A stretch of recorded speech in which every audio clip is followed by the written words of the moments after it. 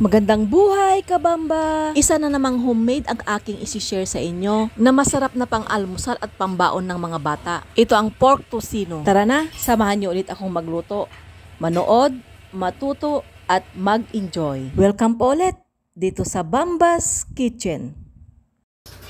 Gagamit lang ako dito ng 1/2 kilo na karne ng baboy, kabamba. Sa kasim na part yan. Pina-slice ko na pala sa suki ko sa bayan yan. Pina-slice ko ng maninipis. Mas masarap pag may kunting taba-taba yung ating gagawin.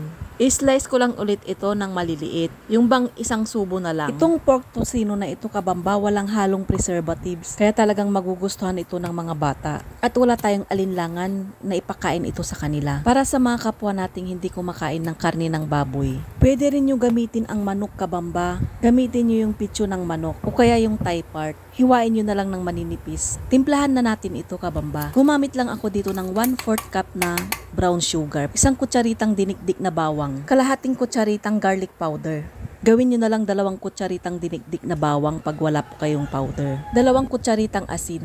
1/3 cup na pineapple juice. Unsweetened yung ginamit ko dyan. At nagbabad ako ng 2 kutsarang tubig na mainit sa 1 kutsarang atsuete. Yan ang gamitin nating pampakulay, kabamba. Pwede rin nyo palalagyan ito ng banana ketchup. Katamtamang tamis lang ito, kabamba, kaya pwede nyong dagdagan ng brown sugar. Ilagay na natin yung na-slice na karne. Haluin lamang ito ng mabuti para ma-incorporate yung ating sauce sa mga karne. Inuulit ko, kabamba, pwede nyong dagdagan yung brown sugar. Nilimitahan ko lang kasi yung tamis na gagawin ko. Hindi ito yung kasing tamis na nabibili sa bayan. Kung ganong tamis ang gusto nyo, dagdagan nyo na lang. Takpan at ilagay lang ito sa ref ng 48 hours. Oo, kabamba, 48 hours ko ito binabad. Then after 48 hours, pwede na natin ito lutuin, kabamba. Pwede naman, kabamba, kahit 24 hours nyo lang ito ibabad.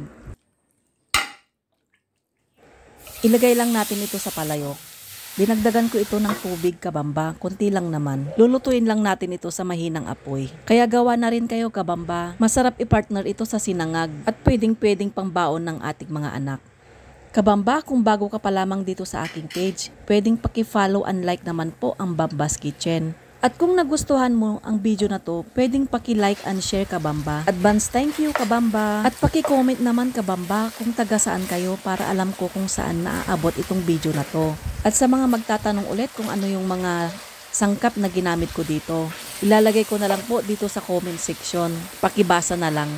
May mga tao din kasi minsan, sinabi ko na ngayong sangkap, tatanungin pa nila sa comment section. Iwan ko lang kung napanood nila o hindi. Yun na-share ko lang naman, kabamba. Yan, kabamba, luto na ang ating pork tocino. Ihanda na ang sinangag at mainit na gatas para sa inyong mga anak at mainit na kape rin para sa inyo. Dahil yan ang perfect partner nito. Maraming salamat sa panonood, kabamba. Hanggang sa muli!